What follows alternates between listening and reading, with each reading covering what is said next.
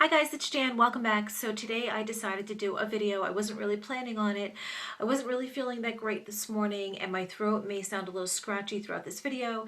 But what I wanted to do was my top 10 lipstick picks from MAC for spring and summer. These are certainly bound to change during the next few months. I just wanted to show you 10 that I have, and I think they're great choices for a lot of people with skin tones and just different preferences. I have broken them up into two different categories. I have one category that's bright, colorful, and bold, and I have another one that's more neutral with peachy pinks and peachy nudes and pinky nudes and all that stuff, but 5 in each category.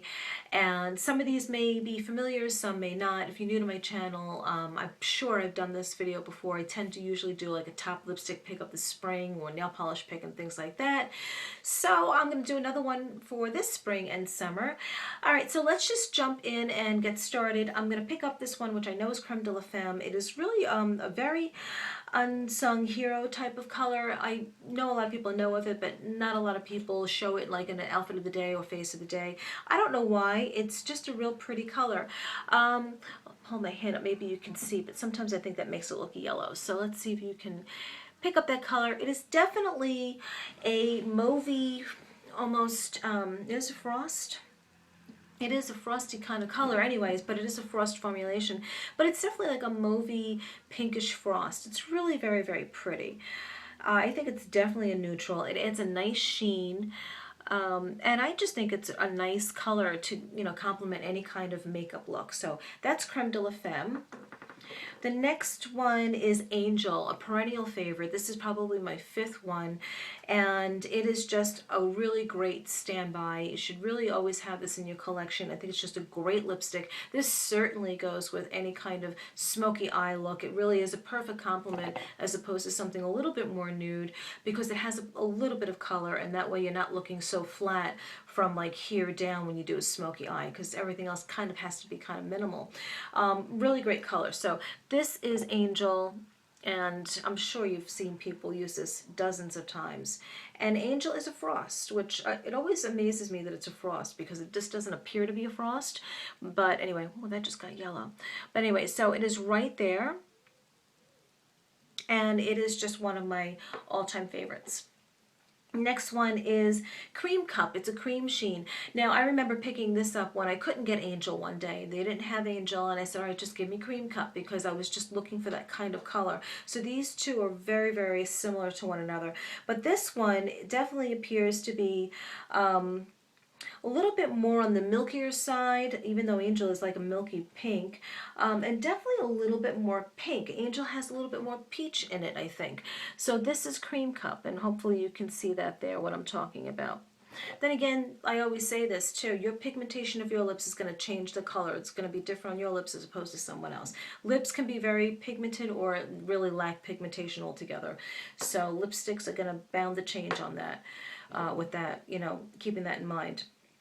Next one's Pink Plaid. It's what I have on right now. I just want a little bit of pop of color. This is a matte lipstick. I'm okay with just leaving it matte. I don't necessarily need to top it off with anything, because then it just changes the entire look, and sometimes I want that matte kind of lipstick, especially if you have a creamy lip liner. Like the Milan, I don't know if I have it here, the Milan 09 Spice lip liner I was wearing yesterday can add that kind of creaminess to something that's matte. It just adds a nice little extra kind of dimension to a lipstick. Believe it or not, if you ever try and blend in a creamy lip liner to a matte lipstick, it changes the lipstick ever so slightly so it doesn't look so dry. But anyway, so this is Pink Plaid. A really great color. I was debating between this or Please Me. Please Me is another one of my favorite colors too. But Pink Plaid is definitely really a nice, pretty, I would definitely say a deep carnation kind of pink. If you can see that, my lighting's just changing. There you go. Really, again, one of my favorites. Now, this next one is one that I bought online, and I was just going through lipsticks, and I was really intrigued by this because of its name. It's called Milan Mode, and the color on the monitor looked really, really pretty too. So I took a gamble, and I ended up liking it. It's a luster formulation, so it's got a lot of shine. And I wore this when we went Black Friday shopping once because we were out like 3 o'clock in the morning, and of course, I needed to wear a little makeup. So I wore this, and it really just brightened up my face. So this is Milan Mode swatched. I'm hoping you can tell. And this is what it looks like. Milan Mode is like a deeper creme de la femme with a little bit more of a raspberry, I think anyway. So this is creme de la femme. They're not that dissimilar, although they're looking like they could be, but this one definitely has a deeper raspberry kick to it.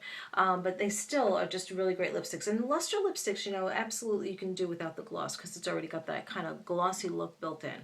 So those are my more neutral pinky kind of lipsticks. I'm just going to use a wipe and then I'm going to go into the bold. I hope my explanations make sense. Sometimes I think they don't.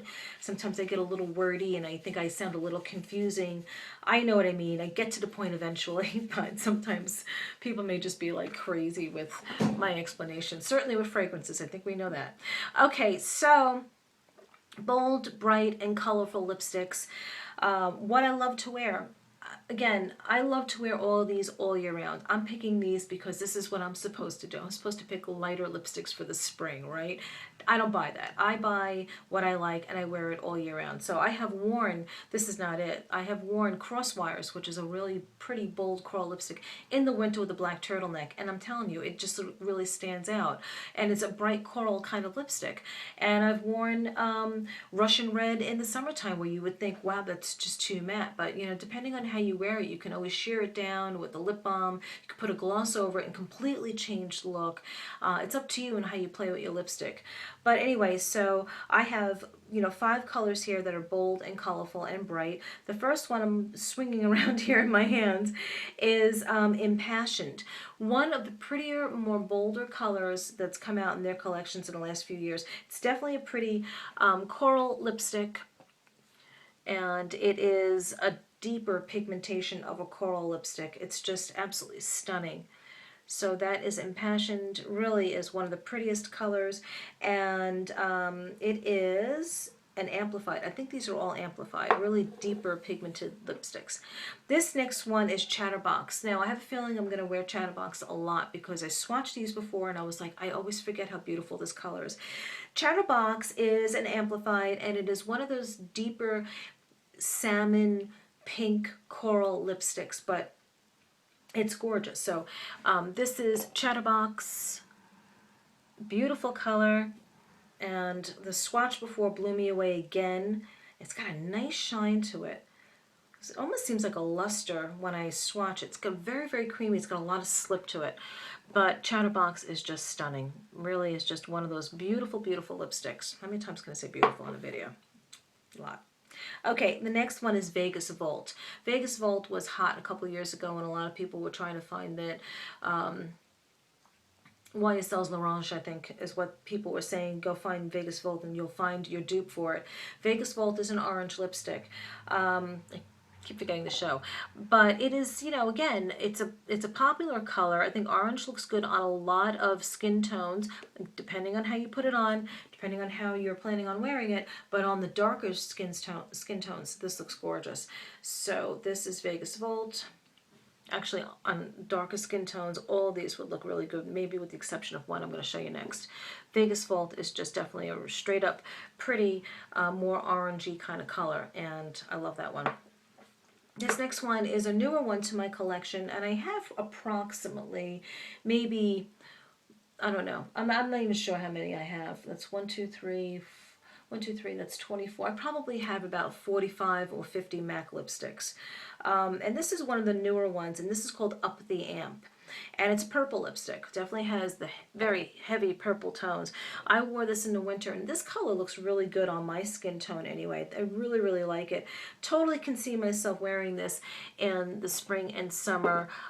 It's, again, definitely a very heavy dose of a purple lipstick, or maybe a very heavy lilac infused with a little bit of like burnished undertones.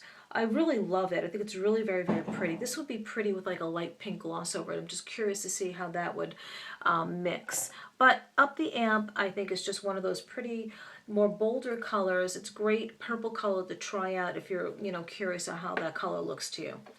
And the next one and the last one is Girl About Town. It's another amplified. Again, You probably heard me mention this one. I love this one too. I think I bought Impassioned and Girl About the Town the same day.